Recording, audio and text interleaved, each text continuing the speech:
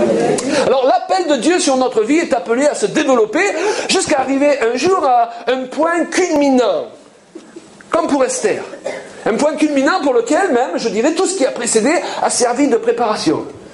Je ne sais pas pour toi, pasteur, mais moi, toutes ces années, à écrire des chants, à écrire des livres, à prêcher, à voyager, j'ai 58 ans, et bien pourtant, j'ai l'impression que c'est qu'une préparation pour quelque chose d'encore plus grand qui est en train de venir.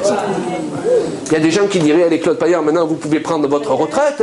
Mais non, je me suis jamais senti aussi jeune.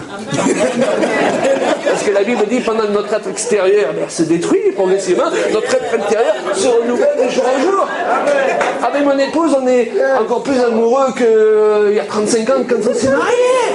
Est-ce que c'est pas comme ça que ça doit marcher la vie chrétienne? Parce que si ça marche pas comme ça, est-ce que ça a un intérêt la vie chrétienne?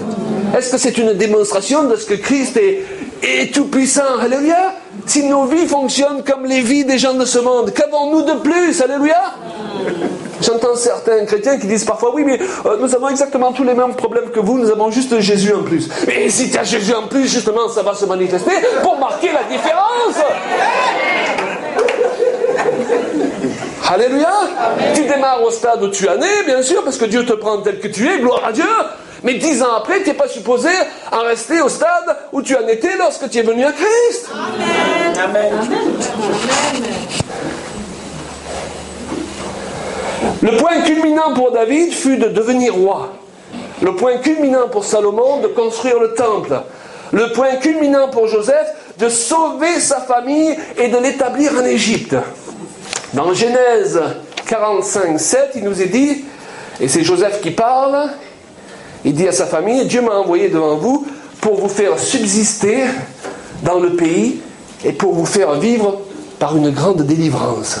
Donc Joseph avait été béni et Joseph est parti de rien. Joseph rejeté par tous. Peut-être tu as été rejeté dans ta vie, ça n'empêchera pas Dieu de te bénir. Alléluia. Amen. Et de devenir toi-même un sujet de bénédiction pour ceux qui t'ont rejeté. Ce qui s'est passé pour Joseph. Amen. Il est parti de moins que rien, de la force. Il a prospéré, mais il avait été placé en Égypte pour un temps particulier, comme pour Esther. Pour devenir lui-même, en étant béni, un sujet de bénédiction pour sa famille. Alléluia. Amen. Et il a relativisé ses souffrances. Si bien qu'à un moment donné, c'est Joseph qui se retrouve à consoler ceux qui l'ont blessé. Est-ce que ça, c'est pas une victoire sur le mal? La Bible nous dit de vaincre le mal par le bien. Alléluia. Au lieu de dire, je ne pourrai jamais pardonner à ces personnes, ou même si je leur pardonne, je vais me tenir bien loin d'elles. Alléluia. Deviens un sujet de bénédiction pour ceux-mêmes qui t'ont blessé. Alléluia. Permets à Dieu de te bénir pour être béni et pour bénir les autres. Amen. D'ailleurs, ça c'est une bonne prière à faire. Souvent nous demandons, Seigneur, bénis-moi. Non, fais une prière plus précise. Tu prends une feuille de papier, un stylo, tu dis, Seigneur, si tu me bénis dans tel domaine, parce que je ressens que tu veux me bénir dans tel domaine, quand je recevrai la bénédiction, voilà ce que je vais en faire. Je signe, parce que le jour où nous recevons la bénédiction, souvent nous devenons des auditeurs oublieux. Vous avez remarqué? Parfois on ne le fait pas exprès aussi, hein. C'est la nature charnelle qui agit ainsi. Même dans l'église, parfois il y a des gens, ils vont mal, ils sont humbles pendant tout le temps où ils vont mal, puis le jour où ils vont bien, Dieu les a bénis, ils commencent à juger tous les autres, à regarder tous les autres de haut, comme s'ils n'avaient jamais eu de problème, quoi. Et on se rend compte que parfois dans une église, je m'en suis rendu compte en tant que pasteur, il y a certaines personnes qui ne vont bien que quand elles vont mal. Parce que quand elles vont mal, elles sont humbles. Et dès qu'elles vont bien, elles deviennent orgueilleuses. Donc Dieu permet qu'elles redeviennent mal pour qu'elles soient mieux.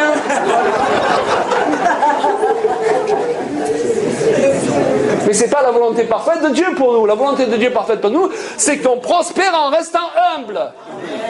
Mais si tu prospères pour chuter, alléluia, il vaut mieux rester sans rien. Parce que la bénédiction comporte une responsabilité et donc la bénédiction comporte un jugement. Si je la gère mal. Donc tu peux prier disant, Seigneur, si tu me bénis dans tel domaine, voilà, j'ai déjà écrit ce que je ferai avec telle somme ou telle bénédiction. Alléluia. Bien sûr, je bénirai mes enfants, bien sûr, je pourvoirai mes besoins, tu veux me faire prospérer, mais je ne consumerai pas tout cela seul. Je donnerai une part à l'œuvre de Dieu, je bénirai des personnes qui n'ont pas eu la bénédiction que j'ai eue. Au lieu de les juger, je les bénirai. Dis-le à ton voisin, tu es béni pour être béni. Et tu es béni pour bénir. Ensuite.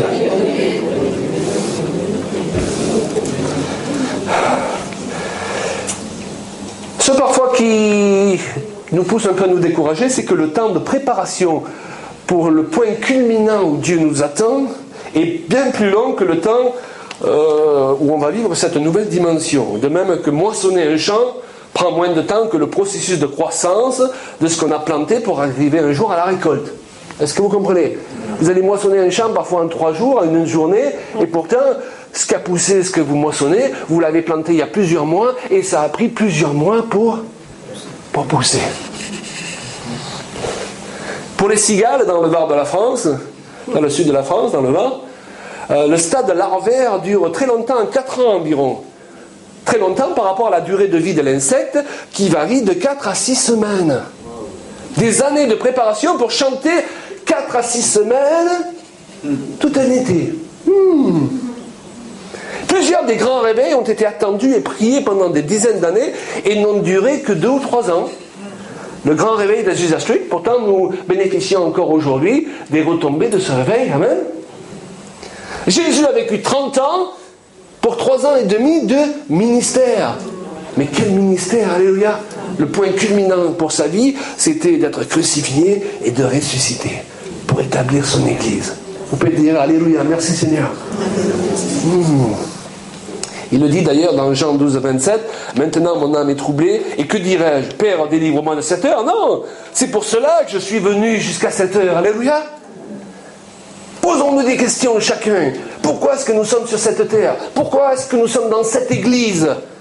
Pourquoi est-ce qu'on a été sauvé? Pourquoi on a reçu tel ou tel don? Pourquoi est-ce qu'on a reçu telle et telle bénédiction?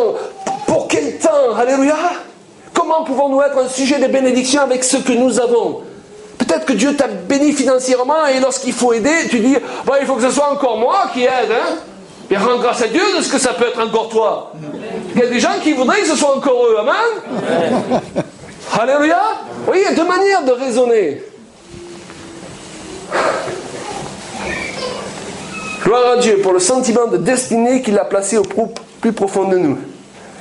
Nous sommes bénis à dessein. Si ce dessein n'est pas accompli, la bénédiction n'a pas de raison de demeurer. Ton temps pour faire briller la lumière qui est en toi comme jamais elle n'a brillé arrive. Alléluia.